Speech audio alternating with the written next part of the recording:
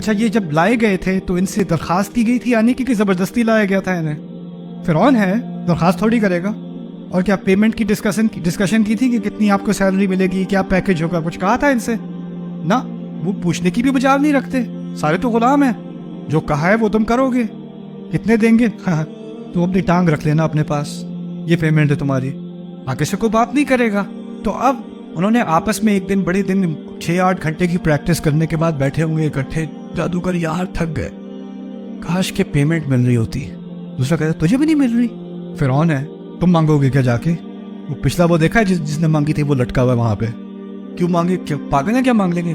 اسے کہتا ہے نہیں یار، وہ کمپٹیشن جو ہے نا وہ 2 دن میں ہے، اور سارے پوسٹر پہ ہماری شکلیں لگی ہوئی ہیں. اگر کبھی ہماری زندگی میں پیسے بنانے کا موقع تھا نا، وہ کب ہے؟